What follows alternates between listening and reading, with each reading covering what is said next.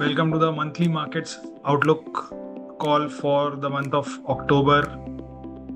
Welcome everyone.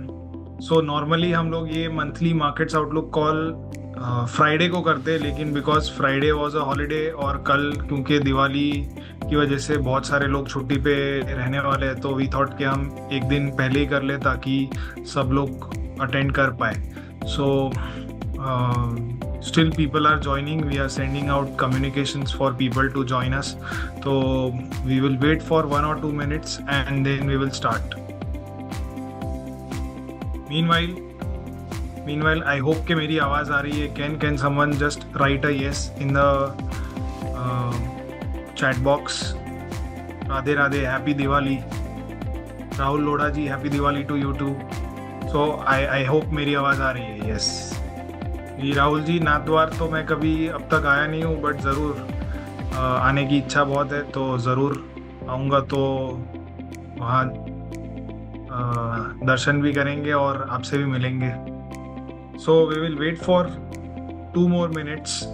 5:05 को हम अपना मंथली मार्केट्स कॉल शुरू कर देंगे. मीनवाइल मैं आप सबसे एक सवाल पूछना चाहता हूँ कि अब हम एक बहुत ही इम्पोर्टेंट इवेंट के करीब आ गए हैं, which is the US presidential election. तो आपको क्या लगता है, ट्रम्प जीतेंगे या फिर हैरिस जीतेगी, कमला हैरिस जीतेगी? जस्ट टाइप ट्रम्प और कमला या Harris in the chat box. Okay, I have started getting answers. जीतेंगे. यस, बहुत कम आंसर्स आ रहे हैं अभी तक. तो निखिल जी भी Trump, Umesh ji Trump, Tanishka ji Trump. So I think सारे ही लगभग जितने भी रिप्लाईज आए अब तक सबने ट्रम्प ही कहा है. So okay, we are getting one supporter for Kamala Harris. Purushottam ji कह रहे हैं कि कमला हैरिस जीतेगी. ओके, सो आज के हमारे जो प्रेजेंटेशन है उसमें मेरा भी वैसे ओपिनियन यही है कि ट्रम्प जीत करके आने चाहिए. At the end of the day तो खैर जो जनता है वो सर्वोपरि है और जनता ही डिसाइड करेगी कि कौन जीत करके आएगा. लेकिन जो मार्केट्स है, मार्केट्स पहले से ही डिस्काउंट कर लेते हैं और मार्केट्स ये अंदेशा दे रहे हैं कि ट्रम्प जीत करके आएंगे. सो ये मुझे लग रहा है, इसीलिए मैं नहीं बोल रहा हूँ, but there is a very strong indication from the market that Trump will win. और ये मैंने कुछ चार्ट्स उसके ऊपर डाले हैं कि क्यों मुझे ऐसा लग रहा है और क्या मार्केट्स की ओर से हमें ये इंडिकेशन मिल रहा है कि ट्रम्प जीतेंगे. So yes, we will discuss about that in today's monthly markets inside call. तो 5:05 हो गई है, तो ज़्यादा वक्त नहीं ज़ाया करते और शुरू करते हैं आज का हमारा ये सेशन. सो जो भी क्वेश्चंस रहेंगे आपके, हम अंत में लेंगे. So, yes, I we are recording as well. तो इसकी जो रिकॉर्डिंग है वो यूट्यूब पर भी अवेलेबल हो जाएगी नेक्स्ट वीक तक. So let's begin with the monthly markets outlook call. सबसे पहले जो रिसर्च एनालिस्ट का डिस्क्लेमर है वो मैंडेटरी, मैं आपको ये दिखाना चाहता हूँ कि जो भी हम यहाँ पे आज डिस्कस कर रहे हैं, please don't take it as a investment advice. आप अपने इन्वेस्टमेंट एडवाइजर के साथ कंसल्ट कीजिए और फिर जो भी आपके निर्णय है वो लीजिए. So yes, let's begin with the global cues and outlook. So हर बार हमारा जो ये स्टैंडर्ड टेम्पलेट है, हम इसके ऊपर गौर करते हैं कि why interest rates are so important. ये आई थिंक ये जो अक्टूबर का महीना है और जो सेलिंग आई है एफआईआईज की, सो बहुत लोग के दिमाग में शायद गलत धारणा है कि एफआईआईज ने क्यों बेचा या चाइना ने स्टिमुलस मेजर्स अनाउंस किए इसके लिए एफआईआईज बेच रहे हैं.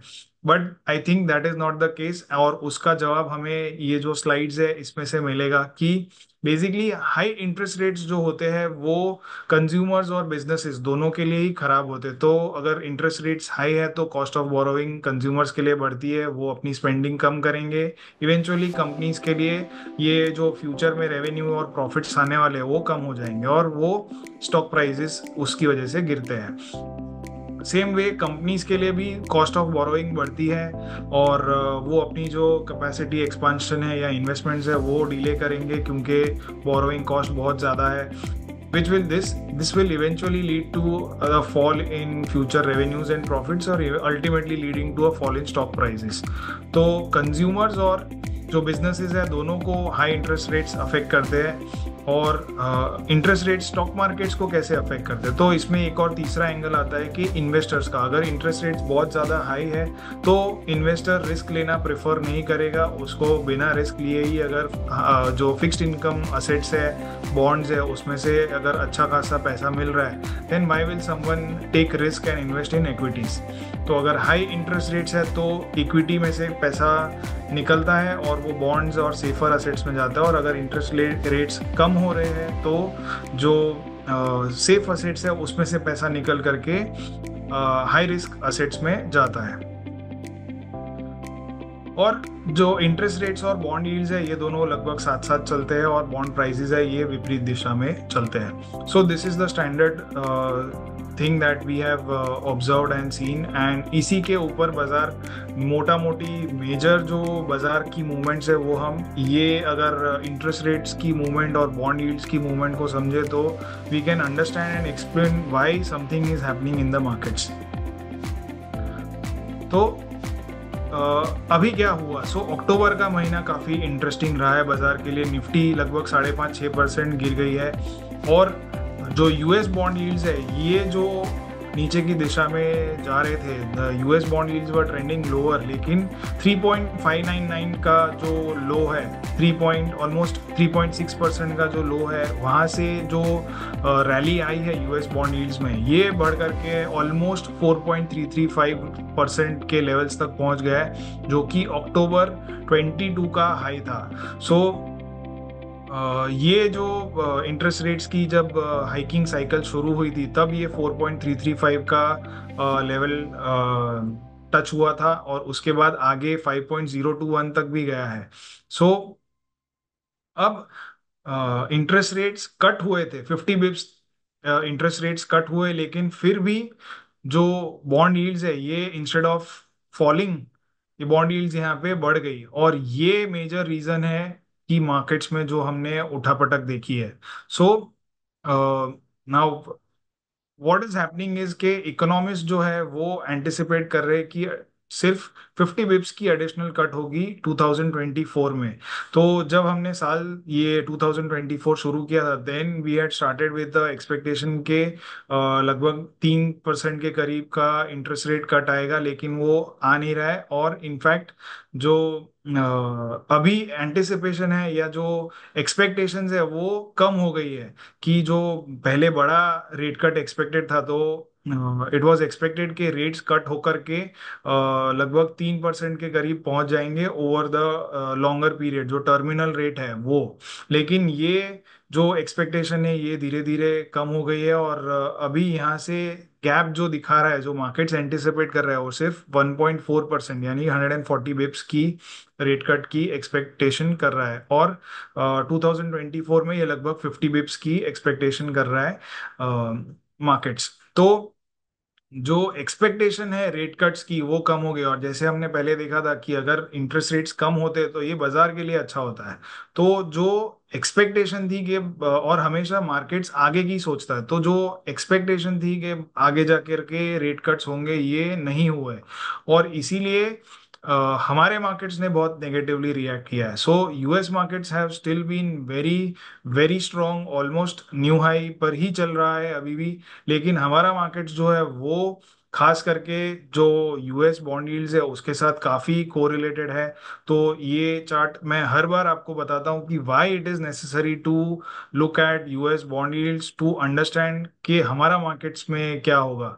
सो अगर आप यहाँ पे देखें, दिस इज अक्टूबर 2023 जहाँ पे निफ्टी का एक हाई बना था 20-21 हज़ार करीब के 20 हज़ार के करीब का जो हाई था। सो ये जो नीचे पिंक लाइन है ये निफ्टी की है और ऊपर ये जो कैंडलस्टिक चार्ट है ये बॉन्ड यील्ड्स का है। तो 4.335 जो प्रीवियस ये लेवल था, जब उसको क्रॉस किया मतलब कि क्या हुआ कि जो बोरोइंग कॉस्ट है वो बढ़ रही थी। तो जब बोरोइंग कॉस्ट बढ़ी और जब इन्वेस्टर्स को कम रिस्क लेकर के या मिनिमम रिस्क लेकर के अगर अच्छा रिटर्न मिल रहा है तो वो इक्विटीज जैसे रिस्कियर असेट क्लास में पैसा क्यों डालेगा। तो इसीलिए हमने देखा कि वो एक मंथ में सितंबर और अक्टूबर 23 के महीने में हमारा मार्केट्स करेक्ट हुआ था, और as soon as bond yields top out हुई वैसे ही हमारा मार्केट्स भी बॉटम आउट हो गया और वहाँ से एक अच्छी खासी रैली भी शुरू हो गई। तो ये जो कोरिलेशन है ये काफ़ी स्ट्रॉन्ग है। और यहाँ पे अगर हम फोकस करें जो ये मोस्ट रीसेंट पीरियड है, जो ये 4 या 5 कैंडल्स आपको दिख रही है, so this is a weekly chart. तो वीकली चार्ट पे अगर हम देखें कि जब निफ्टी में लगभग 26,300 के करीब का जो हाई मारा था, वो हाई मारा तभी बॉन्ड यील्ड्स भी 3.599 जो हमने देखी थी कि जो रीसेंट लो मारा है उस लेवल पे बॉटम आउट हुई और वहाँ से बॉन्ड यील्ड्स ऊपर की तरफ भागी, और ये किसी की एक्सपेक्टेशन से बाहर ज़्यादा चल गई और 4.335 का लेवल ऑलमोस्ट टच हो गया है। So this was the main reason why FIIs have been pulling out money rather than के चाइना ने स्टिमुलस मेजर्स दिए हैं और ये हुआ वो हुआ।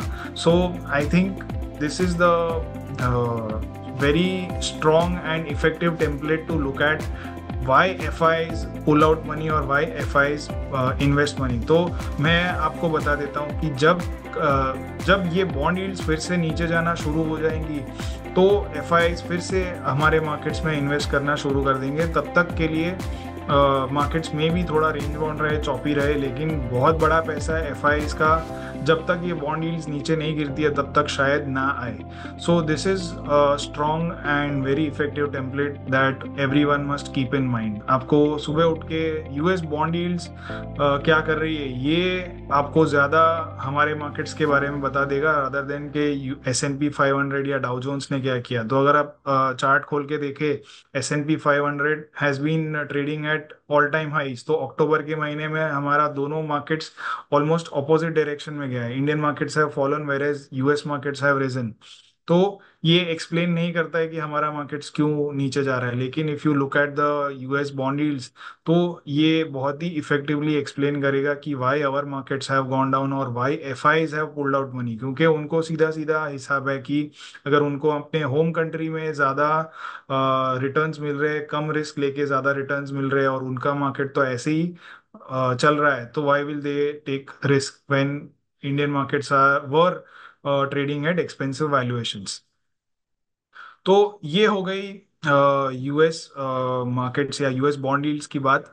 अब हम बात करते हैं कि why US bond yields rallied. तो जो डिस्पाइट इंटरेस्ट रेट कट हुआ है, तो जब इंटरेस्ट रेट कट होता है तो हमने देखा था कि यूएस जो इंटरेस्ट रेट्स है और यील्ड्स है ये दोनों साथ साथ चलती है और प्राइजेस इसके विपरीत चलते हैं। तो जब इंटरेस्ट रेट कट हुआ है तो बॉन्ड यील्ड्स भी गिरनी चाहिए, लेकिन यहाँ पे बॉन्ड यील्ड्स बढ़ी है। तो why did the bond yields move up? तो इसका एक जो इफेक्टिव और सीधा आंसर जो होना चाहिए वो है कि इन्फ्लेशन को क्या हुआ है। तो इन्फ्लेशन तो यहाँ पे नीचे ही गया है।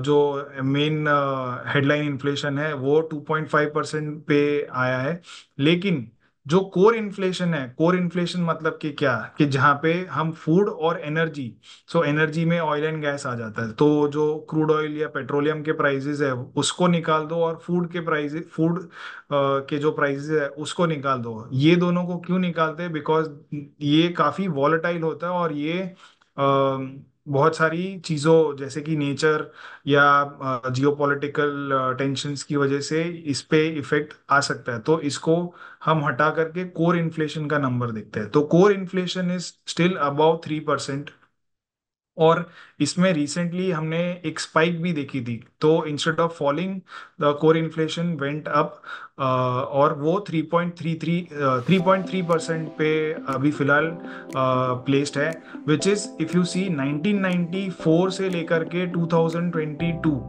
सो इस पीरियड में जो कोर इन्फ्लेशन है तो इसमें ये पूरा जो पीरियड है लगभग 25 साल का जो पीरियड था, वो पूरे 25 साल के पीरियड में हमने देखा था कि core inflation has not gone about 3%, जो कि डिस्पाइट जो यूएस फेड ने जो इतने हाई इंटरेस्ट रेट्स रखे हैं उसके बावजूद भी कोर इन्फ्लेशन कंट्रोल में नहीं आया है। और ये एक मार्केट्स ने एक नेगेटिवली लिया है कि कोर इन्फ्लेशन कंट्रोल में नहीं आया और यूएस फेड ने शायद पॉलिटिकल प्रेशर के अंडर आकर के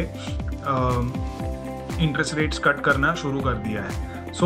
इसका अगर हम पुराना एग्जाम्पल देखें तो ये 1970s में रिसेशन वॉज हैट 11.7% और इसके बाद फॉल वो नीचे गिरा, लेकिन फिर से बहुत तेज़ रैली आई, इन्फ्लेशन बहुत ज़्यादा बढ़ गया था और 13.6% पे ये टॉप आउट हुआ। और इसे कंट्रोल में लाने के लिए 20% का इंटरेस्ट रेट यूएस में था। यूएस में हमने बहुत साल देखा है कि लगभग नेगेटिव या लो इंटरेस्ट रेट एनवायरनमेंट जो बोलते हैं, लगभग ज़ीरो इंटरेस्ट रेट्स ही थे। तो ये जो आज की जनरेशन है उसने कभी सुना भी नहीं होगा, कभी शायद अनुभव नहीं किया है, लेकिन 20% इंटरेस्ट रेट्स यूएस में रह चुके हैं to control this kind of a monster. तो ये अभी हम 6.6% का रिसेंट जो टॉप था कोविड के बाद का जो इन्फ्लेशन में ये आया है, ये अब तक कंट्रोल में नहीं हुआ है। एंड व्हाट इफ ये जो 10-11% डबल डिजिट कोर इन्फ्लेशन अगर आता है तो this can be a real nightmare for US Fed and everyone. क्योंकि जो यूएस फेड का जो इंटरेस्ट पेमेंट्स है at 5% of interest rates, US is now spending about $1 trillion in interest rate payments। तो ये बहुत बड़ा फिगर है, लगभग $35 ट्रिलियन की यूएस की जीडीपी है और उसमें से अगर $1 trillion they are spending every year to on just interest payments, तो ये काफ़ी बड़ा नंबर बन जाता है। और यूएस और why this is important is because US का जो इंटरेस्ट पेमेंट है this is now almost getting equivalent to the defence budget. तो अगर $1 ट्रिलियन यूएस डिफेंस पे खर्चा कर रहा है एक साल में, तो उतना ही खर्चा वो सिर्फ इंटरेस्ट पेमेंट्स में कर रहा है। तो just imagine US is the world super power, उसके पास कितने सारे न्यूक्लियर वेपन्स है, इतनी एफिशिएंट आर्मी, इतने सारे रिसर्च एंड डेवलपमेंट, और ये सब का खर्चा जितना वो एक साल में कर रहे हैं यूएस आर्मी पे, डिफेंस पे, उतना ही इक्विवेलेंट ये खर्चा कर रहे हैं सिर्फ इंटरेस्ट पेमेंट्स में। So this is not a good sign for a super power like US. And ये एक काफ़ी स्ट्रॉन्ग लाइन है जो कि मैं आप सभी को कहना चाहता हूँ कि आप प्लीज़ इसे पढ़िए और इसे ध्यान में रखिए। Why such a large interest payment is not so good for a economy like US. तो there is a financial historian called Niall Ferguson, इन्होंने कहा है कि any great power that spends more on debt service than on defence will not stay great for very long. It was true for Habsburg Spain, true for ancient regime in France, true for the British Empire. तो जब जब जो बड़े बड़े Nations है जो कि world super powers रह चुके हैं, ये सुपर पावर्स ने जब जब डिफेंस से ज्यादा अपने इंटरेस्ट पेमेंट्स पे खर्चा करना शुरू किया, that was the beginning of their end, and that's the same thing which we are seeing with the US. तो ये आगे जाके ये यूएस के लिए शायद बहुत बड़ी प्रॉब्लम हो सकती है। So that's why one should keep this in mind and take our trades और मेक योर इन्वेस्टमेंट्स अकॉर्डिंगली। और ये क्यों प्रॉब्लम हो सकती है? Because what does US do to solve their problems? तो जो भी जितनी भी प्रॉब्लम यूएस क्रिएट करता है या यूएस में आती है इकोनॉमिक प्रॉब्लम्स, वो आती है बिकॉज उन्होंने बेधड़क मनी प्रिंटिंग की है। And how does US solve the problem of excess money printing? तो 2008 में इन्होंने बहुत ज़्यादा इंटरेस्ट रेट्स कम किए थे, जिसकी वजह से क्या हुआ कि लोगों ने जो जिन लोगों को डिजर्व नहीं करते थे उनको भी लोन मिली, और इवेंचुअली द डेट मार्केट या जो सब प्राइम लोन क्राइसिस हुआ था, तो इससे डील करने के लिए इन्होंने क्या किया, इन्होंने और मनी प्रिंटिंग की। And we have seen another major crisis which might again happen in front of us. तो यूएस जो प्रॉब्लम क्रिएट करता है वो मनी प्रिंटिंग की वजह से होती है, और मनी प्रिंटिंग का सोल्यूशन भी वो और मनी प्रिंट करता है। इसीलिए यूएस के जो डॉलर है, डॉलर इंडेक्स फिलहाल तो मजबूत है, लेकिन जो बाकी सारी इंडिकेशंस है उससे हमें पता चलता है कि यूएस के डॉलर में या यूएस में जो कंट्रीज है उनका धीरे धीरे भरोसा कम हो रहा है. So world is not very confident of the US dollar या देयर इन्वेस्टमेंट्स और सेविंग्स इन यूएस. सो एक ये यहाँ पे लेफ्ट में जो चार्ट है ये चाइना की जो होल्डिंग्स है, तो एक समय पे 1.3 ट्रिलियन डॉलर्स की चाइना सिर्फ यूएस ट्रेजरीज होल्ड करके रख रहा था इन 2012 टू 14 का जो पीरियड है उसमें. ये धीरे धीरे चाइना ने अपनी जो यूएस ट्रेजरी होल्डिंग्स है ये धीरे धीरे कम करते करते 2024 में it has gone down below 800 billion dollars.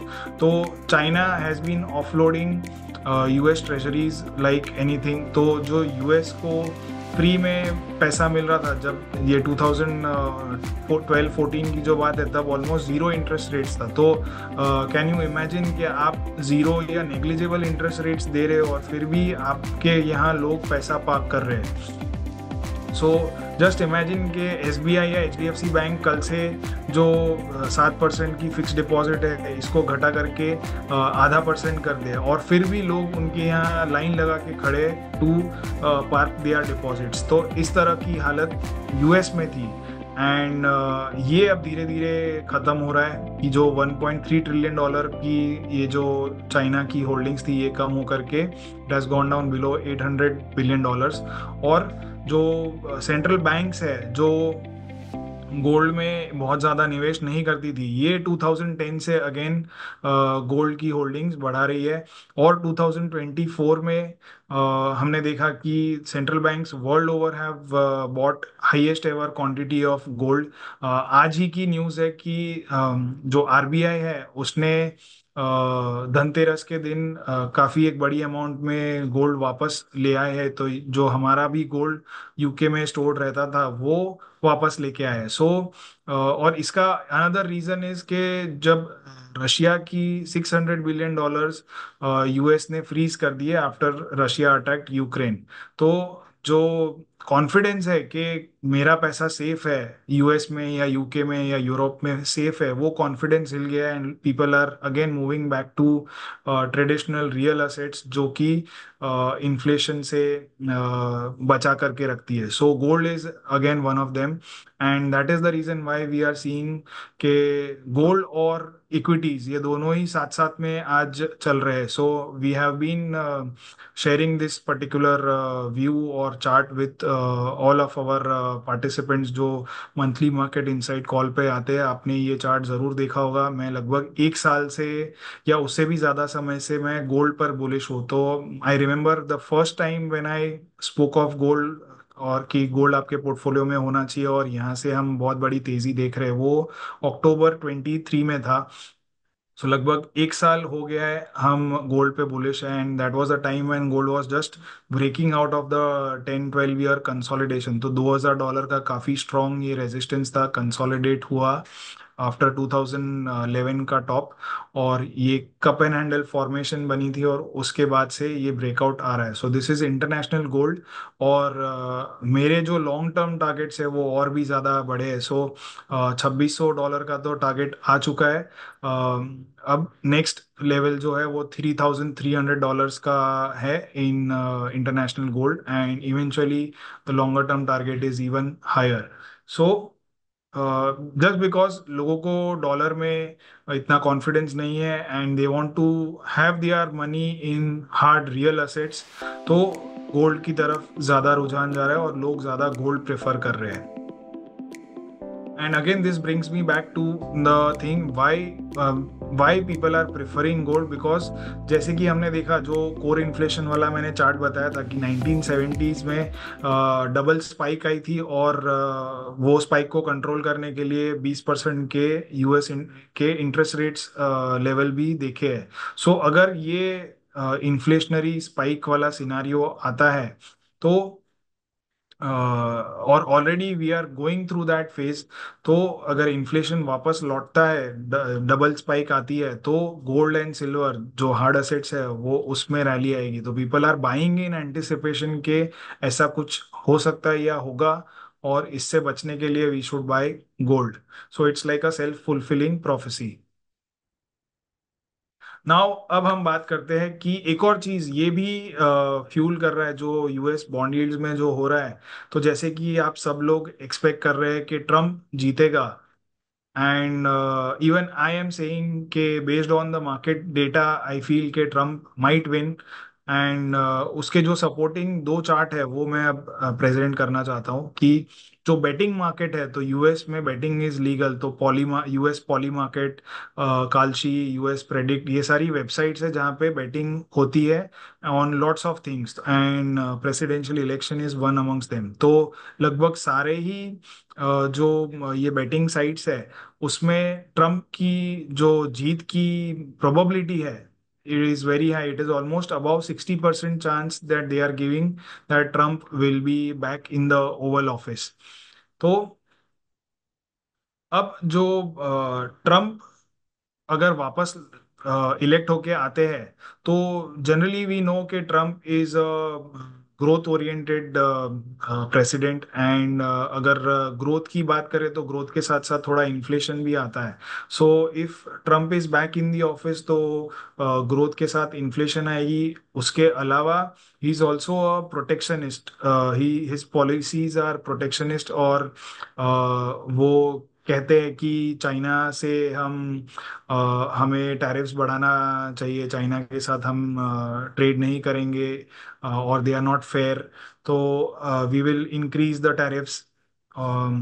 इसके अलावा अगर वो टैरिफ्स इंक्रीज करते हैं तो China is not just providing you products at cheaper value but वो आपको इन्फ्लेशन भी कंट्रोल करने में मदद करता है. अगर आप वही सेम चीज यूएस के वर्कर से बनाओगे तो आपको उसे बहुत ज्यादा पैसे देने पड़ेंगे. तो if that scenario comes true तो यूएस में इन्फ्लेशन भी फिर से आ सकता है. और इसीलिए जैसे जो यूएस प्रेसिडेंट की रेस में डोनाल्ड ट्रंप की विक्ट्री के चांसेस बढ़ते गए वैसे ही हमने देखा कि जो यूएस 10 ईयर बॉन्ड यील्ड्स है उसमें भी रैली आती गई.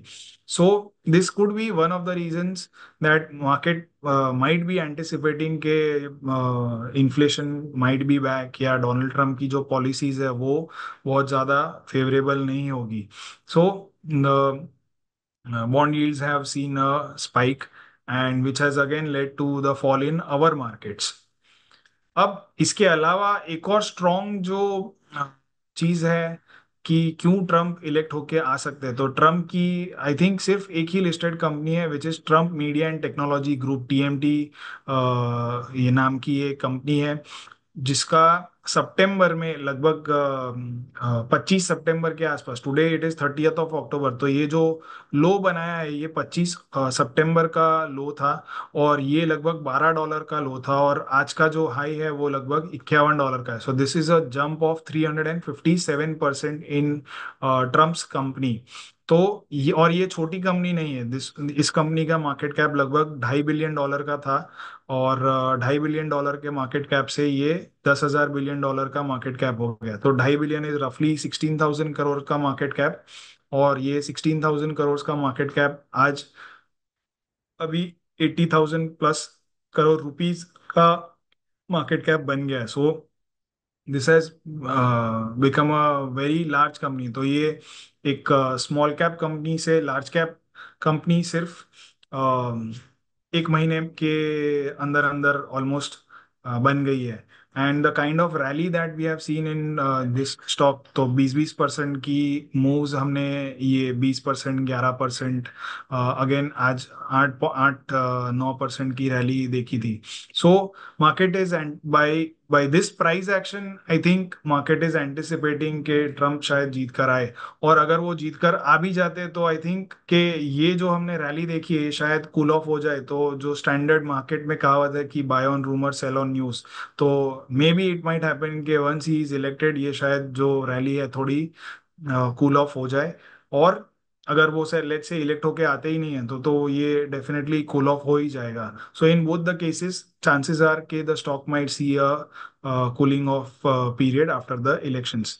हाउएवर नॉनदलेस जो मेन ये चार्ट दिखाने का जो रीजन था वो ये था कि the market is expecting Trump might be back. Which is again leads to the same thing के इधर कोई भी आए, ट्रम्प आए या हैरिस आए, जो अमेरिकन की हार्डशिप्स है वो कम कम नहीं हो रही है, वो खत्म नहीं हो रही है.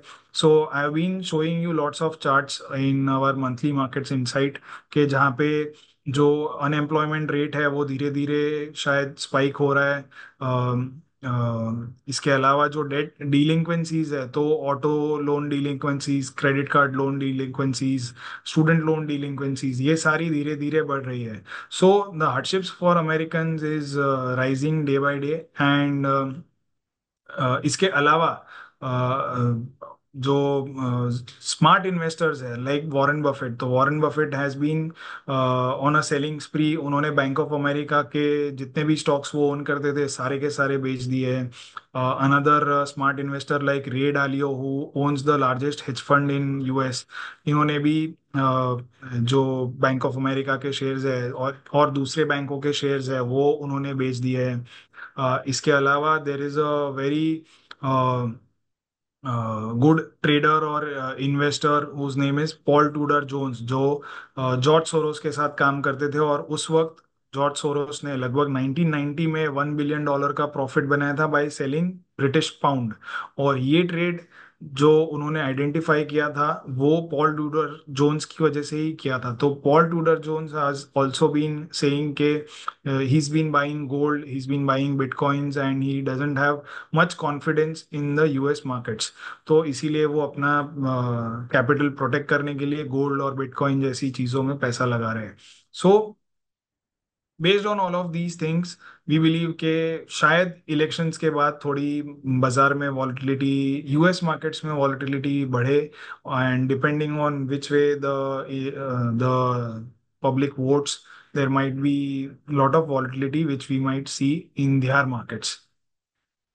सो ये हो गई ग्लोबल मार्केट्स की बात. अब हम बात करते हैं इंडियन मैक्रोस की. तो जो लास्ट मंथ में मैंने ये कहा था कि आरबीआई में फॉलो द यूएस फेड, लेकिन I have to take my words back. मुझे लग रहा है कि अब लग रहा है कि डिपेंडिंग सीइंग द डेटा कि यहाँ हमारे यहाँ भी इन्फ्लेशन में एक स्पाइक आया है. एंड यूएस में भी there is an expectation that inflation might move higher. So RBI being RBI, it is a conservative institution and it will not take chances. तो मुझे लग रहा है कि इंटरेस्ट रेट्स शायद 2024 में चेंज नहीं हो. और ये चीज़ बॉन्ड यील्ड्स में खैर इतनी ज़्यादा दिख नहीं रही है. जैसा हमने यूएस 10 ईयर बॉन्ड यील्ड्स में स्पाइक देखी थी, उतनी शार्प स्पाइक नहीं देखी है, because already interest rates are at higher levels. लेकिन यस, जो प्रीवियस लो मारा था वहां से तो हम ऊपर ही आए हैं. So the market is also in some way expecting के शायद थोड़ा लंबे पीरियड के लिए हम ये हाई इंटरेस्ट रेट्स पे एटलीस्ट इंडिया में रहेंगे. इसके अलावा लास्ट मंथ मैंने निफ्टी 50 के वैल्यूएशंस की बात की थी कि 3 इयर्स के ऑलमोस्ट टॉप पे आ गया है. And there might they are richly valued. तो उसमें एक अच्छा खासा थोड़ा हमने करेक्शन देखा है. Small caps have also corrected sharply over the last 1 month. Now let's talk about what our markets we can see in our markets. तो I show this chart regularly कि ये सेंसेक्स एक ग्रीड और fear cycle के through गुजरता है. और grid phase में ये बढ़ता है और फियर फेज में जनरली ये साइडवेज रहता है या करेक्ट होता है. सो लास्ट जो ग्रीड फेज थी ये 2016 से 2024 की थी, जहाँ पे 190% सेंसेक्स बढ़ा था. And right now we are in the fear phase. तो फियर फेज में जब तक हम 75,000 के लेवल्स के ऊपर है तब तक it is fine, be nothing to worry. लेकिन जब ये 75,000 का जो लेवल था, जो कि फियर, जब ग्रीड फेज खत्म हुई और फियर फेज शुरू हुआ, तो वो लेवल के नीचे in whenever the market goes, that's the time to you know take note of it and may be tighten your stops and shift some money from equities and out into bonds और fixed income. तो Nifty का जो medium term road map है ये हमने देखा है कि निफ्टी 3-3 हजार पॉइंट्स की रेंज में ट्रेड करता है, तो 15.5 से 18.5, 18.5 से 21.5 और 21.5 से 24.5। तो ये 26,300 से वापस लौट करके अभी वापस 24,500 के करीब ट्रेड कर रहा है। तो आई फील कि 24,500 इज लाइक अ मैग्नेट, और ये इसके ऊपर नीचे ये द रिमेनिंग क्वार्टर जो है उसके ऊपर नीचे ये स्विंग करता रहेगा, depending on the news flow and the developments that are happening in the earning season। तो पिछली बार हमने ये सेम चार्ट देखा था कि जहाँ पे we actually did the last monthly markets inside call on 26th of September, which was also the day when the Nifty topped out. और उस दिन पे 51 new all time highs register हुए थे 2024 में। तो 26 सितंबर को लास्ट वो न्यू ऑल टाइम हाई मारा, और उसके बाद से we have been trending lower. तो 54 का पहले का रिकॉर्ड है 2014, 2021 और 2006। ये रिकॉर्ड अब तक ब्रेक नहीं हुआ है। अभी खैर 3 महीने और बचे हुए हैं, तो let's see whether we are able to break the record और नॉट। पिछले महीने मैंने ये स्लाइड आपको बताई थी कि जो मंथली आरएसआई है निफ्टी की, ये काफ़ी ओवरबॉट जोन में आ गई है। और जब जब ये निफ्टी की मंथली आरएसआई 80 पे ट्रेड करती है तो बुल्स को अच्छा नहीं लगता, जो बाद में आगे आता है। एंड एक्चुअली वैसा ही हुआ कि ये 80 की जो आरएसआई आई उसके बाद मार्केट्स ने अच्छा खासा करेक्शन दिया। तो अक्टूबर के मंथ में 5.7% का करेक्शन ऑलरेडी आ चुका है। So it is a, I would say it is a good correction के जो बहुत ही ज़्यादा ओवर हीटेड जोन में पहुंच गया था मार्केट्स, वो एक अच्छा खासा करेक्ट हो गया। तो अभी जो शॉर्ट टर्म का रोड मैप है उसमें मुझे क्या लग रहा है कि 24,500 का, जैसे हमने देखा कि एक काफ़ी स्ट्रॉन्ग सपोर्ट लेवल है, उसके नीचे फिलहाल ट्रेड कर रहा है। लेकिन it is just 150 140 points trade lower from that level. और अगर हम आरएसआई देखें तो ये एक अच्छे खासे सपोर्ट लेवल पे 50 के सपोर्ट लेवल के पास पहुंच गई है। तो 24,500 से 24,000, I think 24,000 is a very strong psychological support. ये 24,000 का लेवल शायद तोड़ना नहीं चाहिए मार्केट्स को in the month of November. And on top of it, हमने क्या ऑब्जर्व किया है कि निफ्टी ने लगभग 4 कंजिक्यूटिव वीक्स का फॉल देखा है। So if I just go back to the previous slide, तो आप ये जो एक कैंडल है ये एक हफ्ते की है। तो यहाँ पे टोटल 4 कंजिक्यूटिव रेड कैंडल्स हमने निफ्टी में बनती हुई देखी है। और जो टोटल फॉल है ये लगभग 5% से ज़्यादा का है। तो हमने जब ये स्टडी की थी तब ये 6.8% का इसमें फॉल आ गया था, पिछले हफ्ते की बात है ये। और अ, हमने क्या ऑब्जर्व किया कि जब जब ये हुआ है कि 4 कंजिक्यूटिव वीक्स तक अगर निफ्टी गिरी है, तो उसका उसके बाद 1 मंथ फॉरवर्ड रिटर्न क्या रहा है। तो average 1 month forward return is 1.01%। तो टोटल 15 बार ऐसा हुआ, और 15 में से 3 बार सिर्फ नेगेटिव रिटर्न्स आए हैं 1 मंथ फॉरवर्ड बेसिस पे, और बाकी 12 बार हमने पॉजिटिव रिटर्न्स देखा है। तो after such a sharp fall there is a chance of a recovery. हालांकि रिकवरी बहुत ज़्यादा नहीं है, सिर्फ 1% है। तो जो हमने फॉल देखे वो काफ़ी बड़े बड़े हैं, और एवरेज जो गेन्स है वो सिर्फ 1% का है। तो it is nothing great compare to the fall that we have already seen. लेकिन अगर हम थोड़ा टाइम फ्रेम बढ़ाए तो ऑन एन एवरेज बेसिस पे अगर देखें तो 3 मंथ्स में ये 1% हो जाता है, 4.26%। और जो प्रोबेबिलिटी ऑफ पॉजिटिव रिटर्न्स है वो भी बढ़ जाती है। And again on a 6 month basis ये और बढ़ जाता है, 7.59% हो जाता है। So chances of a recovery are high after such a sharp fall.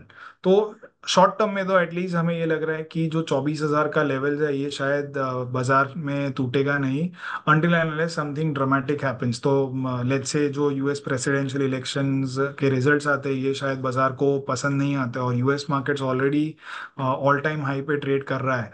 तो if US falls by let's say 5-10%, जैसे हमने हमारे इलेक्शन वाले दिन पे देखा था, तो maybe this study might not work or not give you the expected results।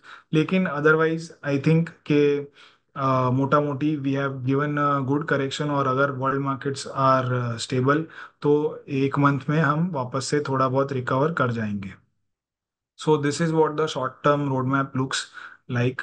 इसके अलावा जो मार्केट ब्रेथ है, ये मैंने पिछली बार कहा था कि मार्केट ब्रेथ में हम देख रहे हैं कि बहुत ज़्यादा स्टॉक्स पार्टिसिपेट नहीं कर रहे। So I had asked you a question कि मार्केट तो ऑल टाइम हाई पे है, लेकिन क्या आपका पोर्टफोलियो भी ऑल टाइम हाई पे है, जो कि लगभग सबने नहीं जवाब दिया था।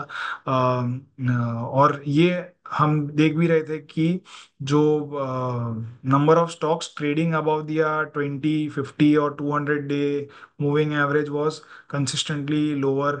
जो स्टॉक्स न्यू हाई बना रहे थे वो भी कम होते जा रहे थे। So the market breadth was not supportive enough, और वो भी एक इंडिकेशन दे रही थी कि बाजार में शायद एक करेक्शन आ सकता है। तो ये ऑलरेडी करेक्शन अब आ चुका है। तो market breadth is now in the oversold territory, और ओवरसोल्ड टेरिटरी से ये अभी ये हफ्ते में थोड़ा बहुत हमने बाउंस देखा है। तो this is a healthy correction that we have seen, और अगर बहुत यहाँ से अब इम्प्रूवमेंट के चांसेस ज़्यादा है। So if we do not fall way beyond let's say 24,000 levels, तो यहाँ से हम नवंबर के मंथ में एक अपसाइड देख सकते हैं। और जो ऑप्शन चेन है, ये भी हमें इसी तरफ का, इसी टाइप का इशारा कर रही है कि जो 24,000 का लेवल है वो काफ़ी स्ट्रॉन्ग सपोर्ट लेवल है मार्केट्स के लिए। और आई थिंक या 24,000 level is a very strong, जहाँ पे पुट राइटिंग काफ़ी बढ़िया हुई है। तो ये लेवल हमें ध्यान में रखना चाहिए। बाकी जो 6 मंथ का परफॉर्मेंस है उसमें आईटी और हेल्थ केयर एंड एफएमसीजी, ये पूरा एक सेक्टर रोटेशन हो रहा है कि डिफेंसिव्स आर नाउ गेनिंग ट्रैक्शन, और जो हाई बीटा वाले सेक्टर्स है वो थोड़ा बैकफुट पे जा रहे हैं। तो रियल्टी, मेटल्स, कैपिटल गुड्स, ये सारे जो सेक्टर्स है जो हाई बीटा और जो बहुत ही ज़्यादा अच्छे परफॉर्म कर चुके हैं, कर रहे थे, वो थोड़ा साइड लाइन पे आ रहे हैं। And same thing we are also seeing in the 1 month performance table. तो 1 मंथ में banks, IT and health care have outperformed और have fallen less compare to Sensex. तो जब कभी भी आपको ट्रेडिंग के लिए सेक्टर्स ढूंढने या स्टॉक्स ढूंढने हैं, तो आप ये सिंपल सी एक्सरसाइज कीजिए कि अगर बाजार लेट से गिर गया, और बाजार से कब जो सेक्टर गिरा है, that's where the real juice is, और वहां पे आपको अच्छी खासी अपॉर्चुनिटी मिल सकती है। तो banking, HDFC Bank, ICICI, these two are heavyweights and they are trading almost at their all-time highs. IT sector has done really well. Results काफी अच्छे आए हैं मिड कैप आईटी में, और जो लार्ज कैप है उनमें भी। And again health care has been strong performer for almost a year. तो हेल्थ केयर अपने जो डिफेंसिव नेचर है उस पे बरकरार रहा है और कम गिरा है। So these are your opportunities to look out for in the next few months. अब हम जैसे हर बार मैं आपको दिखाता हूँ कि मैंने ये, हम एक्सपेक्ट कर रहे थे कि 2024 माइट बी अ ईयर के जहाँ पे वॉलेटिलिटी बढ़े और यहाँ पे बहुत ज़्यादा रिटर्न्स नहीं हो। और जैसे हमने ग्रीड और फियर साइकिल में भी ये देखा है कि जब फियर फेज आता है तो वहाँ पे करेक्शन आता है बाजार में और पैसा शायद नहीं बनता है। तो अब हम ये एंटिसिपेशन में कि मार्केट गिरेगा, ऐसा सोच करके हम पूरा पैसा बाजार में से निकाल कर कैश पे तो नहीं बैठ सकते। We have to stay invested, but be invested in right stocks और राइट सेक्टर्स और राइट असेट क्लासेस। तो इसीलिए we have created I have created this particular section where we are preparing और being ready for a meltdown. अगर market में बहुत तेज गिरावट आती है तो हम, हमारी जो टेम्पलेट है वो रेडी रहे, हमें क्या देखना है वो भी हमें पता रहे और क्या करना है वो भी पता रहे। So, based on that, what our first observation was that the leap years are normally very volatile। तो ये पूरा लीप ईयर का हमने रिटर्न्स निकाल के देखा है कि लीप ईयर में जो हाई लो रेंज है वो काफ़ी बड़ी होती है। जो ईयरली रिटर्न्स है वो कुछ केसेस में नेगेटिव भी जाते हैं। And 2024 so far has been a year of exception like 2012, जहाँ पे कोई बहुत ज़्यादा वॉलेटिलिटी नहीं रही और मार्केट्स एक दिशा में ऊपर गया है। सो यहाँ पे on an end to end basis हमने देखा है कि बहुत ज़्यादा वॉलेटिलिटी नहीं दिख रही है ईयरली कैंडल वाली चार्ट में, लेकिन during the year we have seen many ups and downs. तो पहले मार्च में एक देखा, फिर जून में देखा, फिर अभी ये अक्टूबर में देखा। So it has been a volatile year, लेकिन नॉट एज वॉलेटाइल एज जो यहाँ पे हम टेबल में देख पा रहे हैं, उतना वॉलेटाइल तो नहीं रहा है। फिर विक्स, जो इंडिया विक्स है, वॉलेटिलिटी इंडेक्स बढ़ेगी तो 30 के बियॉन्ड अगर विक्स जाती है तो that is a sign to look out for. That is the sign to कि बाजार में कुछ ऐसा हो रहा है जो हम शायद झेल ना पाए। तो that is the time to liquidate may be half your portfolio and may be sit on cash. तो ऐसा सिर्फ जून में एक दिन के लिए वो पीरियड आया और फिर उसके बाद वापस से ये वॉलेटिलिटी करेक्ट होकर के नीचे आ गई। Large caps generally out perform small caps, तो ये ट्रेंड अब तक हमने बनता हुआ देखा नहीं है। Large caps have been under performing, however this might catch up and we might see के लार्ज कैप्स फिर से आउट परफॉर्म करना शुरू कर दे। फिर आईपीओ स्टॉक्स में एक गिरावट आ सकती है, because IPOs are generally very over priced और यहाँ पे सबसे ज़्यादा फ्रॉथ होता है। तो आईपीओ और एसएमई आईपीओ, ये दोनों ही सेक्टर या दोनों ही जगह पर हमने देखा कि यहाँ पे एक करेक्शन के चांसेस बन सकते हैं। फिर इसके अलावा जो रियल्टी और कैपिटल गुड्स है, ये मीन रिवर्जन इसमें होता है कि अच्छे पीरियड में ये चलते हैं और फिर वापस नीचे आ जाते हैं। They are again at the bottom of the table. तो let's see where we end the 2024 year at capital goods as such। ये मंथली चार्ट है, मंथली चार्ट में भी अभी भी despite the correction, the small correction that we have seen, it is still trading at a tremendously high RSI value. तो 90 के करीब पहुंच गई थी और वो थोड़ी करेक्ट होकर के अब 72 पे आई है। जनरली जब मार्केट्स में मेल्टडाउन आता है तो एफएमसीजी या डिफेंसिव स्टॉक्स है वो एक अच्छा परफॉर्म करते हैं, जो अब तक नहीं हुआ है। Small caps have been outperforming FMCG, however we should keep this in mind. फिर pharma again defensive, being a defensive, ये कैपिटल गुड्स को आउट परफॉर्म करते हैं। तो ये पिछले 3-4 महीने से हम देख रहे हैं कि फार्मा में एक अपसाइड देखी गई है। एंड ये जब जब बाजार करेक्ट होता है तो let's take an example of covid. तो कोविड के दौरान भी pharma was out performing capital goods, और फिर ये पूरा जो ये डिक्लाइन देखा यहाँ पे, capital goods have out perform, लेकिन अब ये रिवर्स होता हुआ दिख रहा है।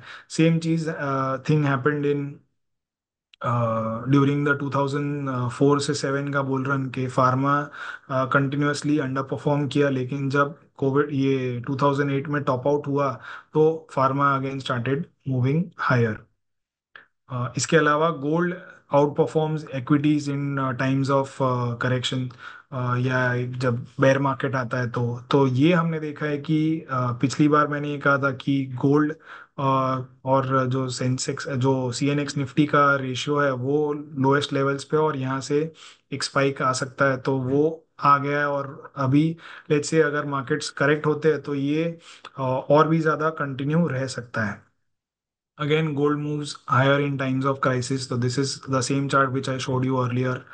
इसके अलावा MCX गोल्ड भी अच्छी खासी तेजी पकड़ सकता है, जैसे इंटरनेशनल गोल्ड चल रहा है वैसे। सो मे बी, और इसमें एक काफ़ी स्ट्रॉन्ग केस ये है कि सेंसेक्स और गोल्ड ये दोनों साथ साथ में चलते हैं। तो आप लॉन्ग टर्म हिस्ट्री निकाल के देख लो, 2004 से लेकर के अब तक लगभग 20 साल से एमसीएक्स में गोल्ड ट्रेड कर रहा है, और आप साथ में सेंसेक्स का भी चार्ट प्लॉट कर दीजिए और ऑलमोस्ट सेम ट्रेंड के साथ गोल्ड और सेंसेक्स बढ़ते हैं। तो may be this time gold might be the first one two touch 90,000 mark, जो कि सेंसेक्स अब तक नहीं कर पाया है। फिर सिल्वर में रैली आ सकती है। तो इफ गोल्ड मूव्स तो उसका जो पुअर कजिन जिसको कहते हैं सिल्वर को, ये भी बढ़ेगा। And that is what we have been seeing. तो गोल्ड सिल्वर ये दोनों चीज़ें चलनी चाहिए। एंड जो एमसीएक्स में सिल्वर के प्राइसेस है ये भी अच्छे खासे बढ़ने चाहिए। सो जैसे कि ग्रीड और फियर साइकिल हमने सेंसेक्स में देखी है, ठीक उसी प्रकार की साइकिल सिल्वर में भी है। थोड़े छोटे पीरियड के लिए 28 मंथ्स की साइकिल है, और जो ग्रीड फेज है उसमें जनरली सिल्वर ने पिछले जितनी भी ग्रीड साइकिल्स आई है उसमें लगभग 100% से ज़्यादा के एवरेज रिटर्न्स दिए हैं। तो this is something which might again happen with silver, और अगर ऐसा होता है तो सिल्वर के prices might cross not just 1 lakh, लेकिन इसके बियॉन्ड भी जा सकता है। तो 1.25 लाख, 1,30,000 का हमारा व्यू है कि जो सिल्वर में हम देख सकते हैं। So this is what might happen and this is how you can protect your self. तो आपको स्विच करके पैसा मूव करना है। And I guess कि a lot of our viewers and attendees of the monthly markets call have also done this in their portfolio, कि उन्होंने पैसा स्विच करके गोल्ड और सिल्वर में शिफ्ट किया हो, या थोड़ा exposure high high risk assets जैसे कि कैपिटल गुड्स, रियल्टी, इनमें कम किया हो। So this is how we are playing in the current market. So I think that's all in today's monthly markets insight. I'll be happy to take questions now. So यहाँ पे एक सवाल आया है नितिन मल्हारी जी से कि gold gold will shine more in future in this connection, which are the best shares for long term investment. तो अगर गोल्ड बढ़ता है तो जो गोल्ड माइनिंग कंपनीज है उनको सीधा सीधा बेनिफिट होता है। अगर कोई भी कमोडिटी अगर प्राइसेस बढ़ते हैं तो वो कमोडिटी जो भी कंपनी माइन कर रही है उसे सीधा सीधा बेनिफिट होता है, इन टर्म्स ऑफ कि उसे सीधा ऑपरेशनल लेवरेज मिलता है। एक तो जो उसकी इन्वेंट्री है उसका पड़े पड़े वैल्यू बढ़ जाती है, और दूसरा कि जो आगे वो बेचने वाला है उसमें भी उसे ज़्यादा पैसे मिलने वाले हैं।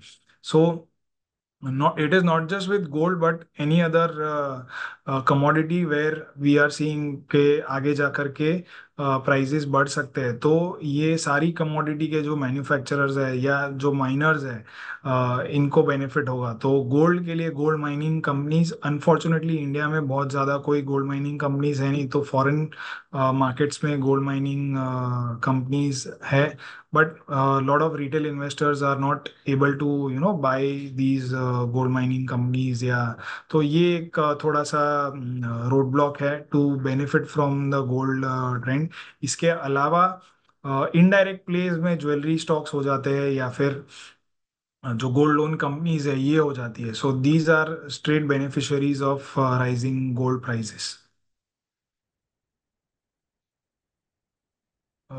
पुरुषोत्तम जी पूछ रहे कि सारा चार्ट और डेटा कहाँ अवेलेबल होगा। सो मेरे जो बहुत सारे चार्ट्स है ये मैं ट्रेडिंग व्यू से निकालता हूँ। इसके अलावा अगर आपको ये जो वीडियो है वो देखना है तो आप यूट्यूब पे भी जा करके देख सकते हो। हमारी यूट्यूब चैनल सैमको सिक्योरिटीज पे ये जितने भी मंथली मार्केट्स इनसाइड कॉल होते हैं उसके रिकॉर्डिंग्स अगले 3-4 दिन में अवेलेबल हो जाते हैं। So because it is a long weekend, ये शायद ये हफ्ते में ना हो, लेकिन नेक्स्ट वीक में मंडे ट्यूसडे को ये सेशन पूरा अपलोड हो जाएगा। दिलीप जेठानी जी पूछ रहे कि how much portfolio should we dilute. तो I think it is investor specific call, आपका रिस्क एपेटाइट कितना है और आपका होराइजन क्या है। सो आई वुड से कि एटलीस्ट 20% तो आपका गोल्ड और गोल्ड रिलेटेड असेट्स में होना चाहिए। Defence sector, so will it move up और now. So I think defence sector, एक डिफेंस एक काफी बढ़िया थीम है for Indian markets and India. अब हम देख रहे हैं कि जियोपॉलिटिकल टेंशंस वर्ल्ड ओवर बढ़ रहे हैं, and defence is something we can not do without. तो एक बार के लिए शायद एक एक टाइम का खाना हम कम खा ले, लेकिन डिफेंस तो जब जरूरत पड़ती है तो डिफेंस तो लगने ही वाला है। So defence as a theme और as a sector is bound to do well, लेकिन इसमें जो कंडीशंस अप्लाई वाला एक जो ये चीज है वो ये है कि lot of defence stocks were trading way beyond their valuations. तो एक defence and railway stocks for that matter too. तो एक मैं अपनी मेरी टीम को ये काफी बार मैंने ये एग्जांपल दिया है कि RVNL as a company would get may be 100-150 crore के ऑर्डर्स मिलते थे, लेकिन जस्ट बिकॉज वो 100-150 करोड़ का ऑर्डर मिला है तो उसका मार्केट कैप एक दिन में 4-5 हजार करोड़ बढ़ गया था।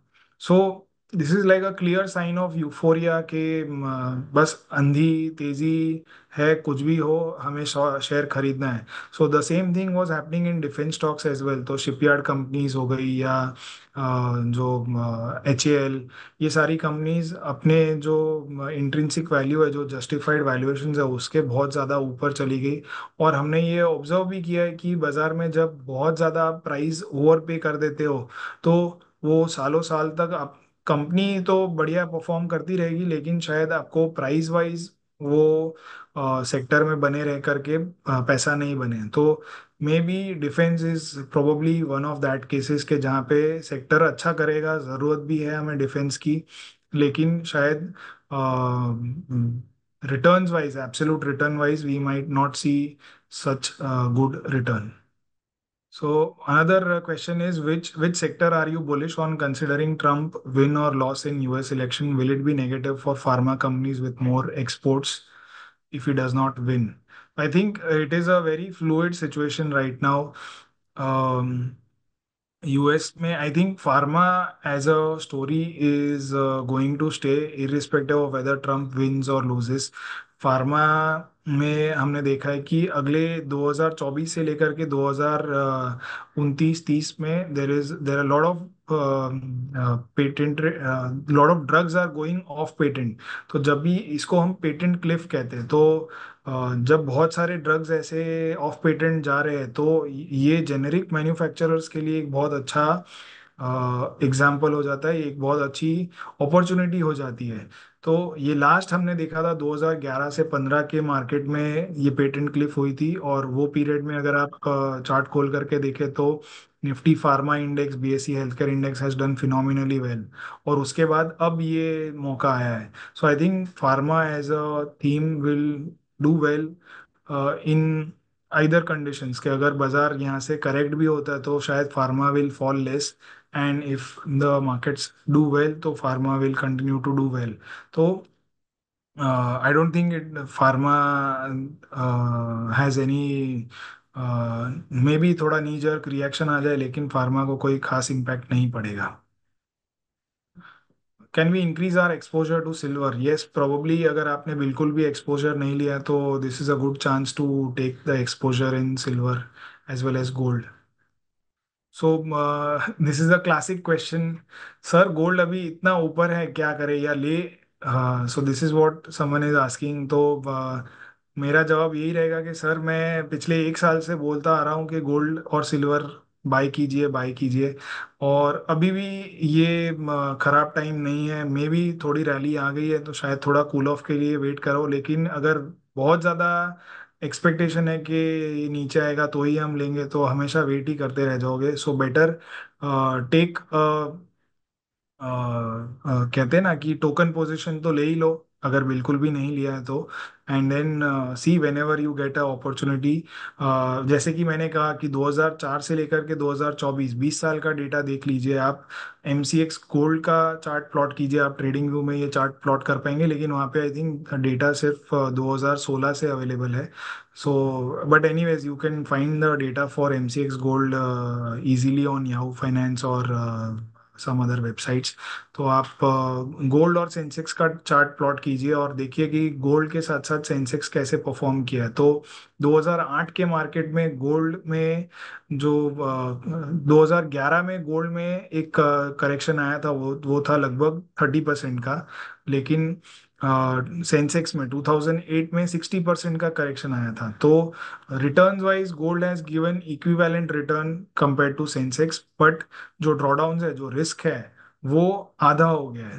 तो gold is any day good asset class to own, at least in for Indian investors, because over the long run gold भी ऊपर ही चलता है। सो गोल्ड बीज इज गुड, ये पूछ रहे हैं तो गोल्ड बीज, गोल्ड म्यूचुअल फंड्स, ये इनमें से आप कुछ भी ले सकते हो। फिजिकल गोल्ड भी एक ऑप्शन है। So there is an interesting question that someone has asked कि we are sitting on 75% cash, when we should start investing and in which asset class. तो I would say कि 75% cash में बैठना बिल्कुल भी मुनासिब नहीं है, बिल्कुल भी वाजबी नहीं है। 75% cash is like too much, you are leaving too much on the table. आप बहुत ज़्यादा डरे हुए हो शायद, इसीलिए आपने इन्वेस्ट नहीं किया है। But if you keep waiting for a correction, you will always keep waiting. तो आप स्लोली एंड स्टडीली आप इन्वेस्ट करना शुरू कर सकते हो। और जैसे कि मैंने बताया कि फार्मा और गोल्ड और आईटी और हेल्थ और FMCG, these are defensive bets where you can start putting your money and you can be sure कि यहाँ पे करेक्शन अगर आता भी है तो यहाँ पे थोड़ा लिमिटेड करेक्शन आएगा। So these are some places where you can start putting your money. So I think most of the questions are done over here. Let's call it a day. I wish all of you a happy Diwali and a prosperous new year. तो अगले महीने जब हम मिलेंगे तब there will be lot of clarity with respect to who is winning the election. और इसमें भी ये होगा कि इलेक्शन जो जीत करके, जो भी कोई भी जीत करके आए, लेकिन the other party will not be ready to accept it. तो there will be lot of to and fro and court cases which will happen and which will drag the पूरा जो इलेक्शन वाला ये एक कंक्लूजन जो आना है वो थोड़ा ड्रैग होने ही वाला है, इरिस्पेक्टिव ऑफ whosoever wins। तो ये बाय द टाइम एक महीना हो जाएगा तब तक थोड़ी और क्लैरिटी आ जाएगी। And we will again meet next month. तब तक के लिए see you, happy Diwali, wish you and your family a very prosperous and healthy and a safe new year. Thank you. सैनको ट्रेडिंग ऐप, आप ही के ट्रेडिंग का अनदेखा सच। Investments in securities market are subject to market risks. Read all the related documents carefully before investing.